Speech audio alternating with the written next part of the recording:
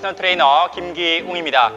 오늘은 이제 처음 운동하시고 또 다이어트를 처음 하는 분들께 도움될 만한 영상 남겨드릴게요. 질문 주시면 제가 답변 드리겠습니다.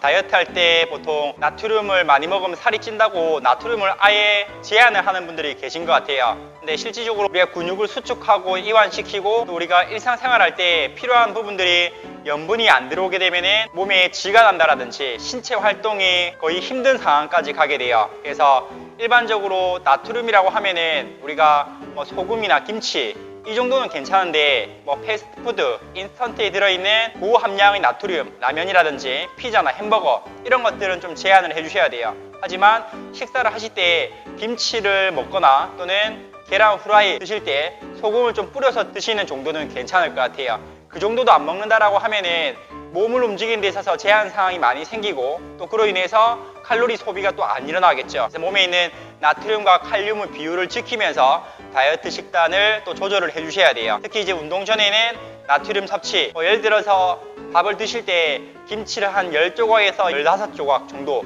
이렇게 드시는 게 운동을 할 때 효율성을 또 높일 수 있다고 보시면 돼요.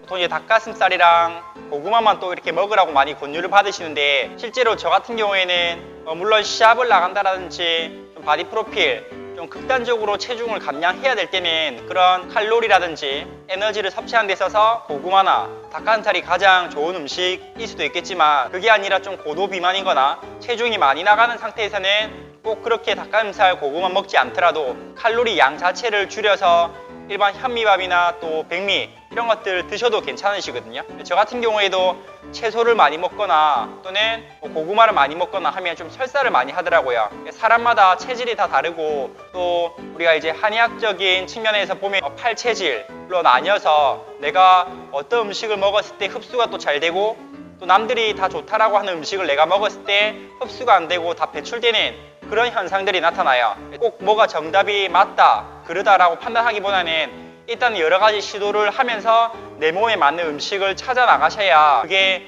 앞으로 다이어트 하실 때 더 도움이 되실 것 같아요. 그래서 저 같은 경우에 좀 추천드리는 이유는 일반식에서 전체적으로 양을 줄여 나가시면서 닭가슴살도 드셔보시고 고구마도 드셔보시면서 몸에 잘 맞는지 안 맞는지 그런 기간을 한 3주 정도 가져가시는 걸 권유드려요.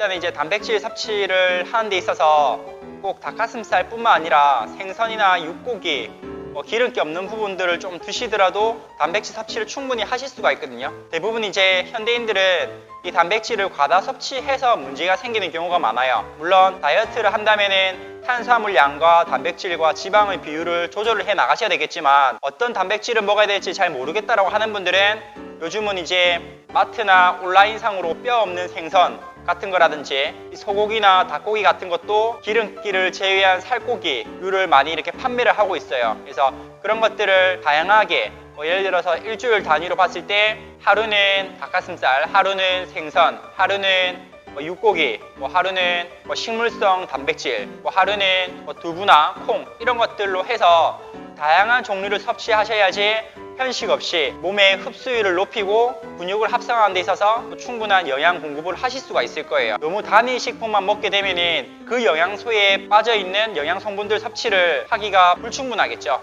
조금 더 다양한 식단을 구성해서 단백질류도 섭취를 하시는 게 도움이 되실 것 같아요. 그래서 매 끼니마다 단백질류도 한 100g에서 150g 정도 또 너무 섭취를 많이 한다라든지 하게 돼도 몸에서 다 흡수가 되는 게 아니거든요. 그래서 사람마다 다 다르기 때문에 한 2주, 3주 정도 지켜보면서 몸에 흡수가 잘 되는지 또는 배탈이 나거나 설사를 한다라든지 변의 상태에 따라서 음식을 조절해 나가시는 게 좋을 것 같아요.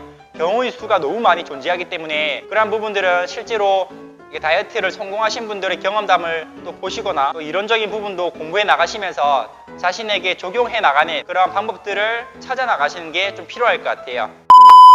다이어트 하실 때 채소 섭취량에 대해서 또 많이 물어보시는데 보통 한 끼당 한 움큼 쥐어서 먹으라고 이제 말씀을 드리거든요. 근데 저는 이제 체질상 어릴 때부터 음식을 섭취했을 때 배탈이 또 자주 나기도 하고 배가 자주 아프더라고요. 그래서 채소 같은 경우에는 마늘, 양파, 오이, 당근, 브로콜리, 파프리카 이런 것들이 많이 있겠지만 대부분 저는 생으로 먹으면 배탈이 많이 났어요. 그래서 좀 익혀서 먹는 걸 권유해드리고 그리고 배가 많이 아프거나 또 몸에 안 맞다라고 하는 분들은 김치류 정도만 드시더라도 괜찮을 것 같아요. 너무 막 강박관념에 사로잡혀서 채소를 무조건 많이 먹어야 된다 이런 생각을 하시고 또 식사하실 때 그런 섭취를 하는 분들이 계시거든요. 그래서 그런 부분들을 좀 고려해서 야채, 채소 섭취를 하시는 게 필요할 것 같아요. 질문이 이제 2시간씩 걷고 홈트레이닝도 해봤는데 체지방이 좀 잘 안 빠지더라 이런 질문을 주셨어요. 사실은 이제 처음에 한 3주, 4주 정도는 기초 체력이 없는 상태에서 걷기나 조깅 이 정도만 하더라도 운동에 대한 효과를 보실 수가 있거든요. 워낙 체력적인 부분이 낮아 있고 신체 활동이 부족했기 때문에 유산소 운동으로 기초 체력을 평균치까지 끌어올릴 수가 있어요. 하지만 더 나아가서 2달, 3달 넘어가게 되면은 꼭 우리가 근력 운동 또는 기능적인 운동 이런 것들을 포함시켜 줘야 되는 이유가 런닝머신, 걷기 이런 걸로는 강도를 올리는 데 있어서 제한 상황이 많아요. 예를 들어서 걷기를 6에 놓고 탄다 했을 때 8, 9까지는 올려서 조깅을 할 수 있겠지만 대부분 일반인들이 근력과 지구력 이런 것들이 뒷받침되어 있지 못하면 레벨을 12, 13, 14 올릴 수가 없어요. 부상의 위험도 있고 그렇기 때문에 운동의 방향 설정을 웨이트 트레이닝 뿐만 아니라 바디 컨트롤, 몸을 쓸 수 있는 운동 위주로 방향을 잡아 나가시는 게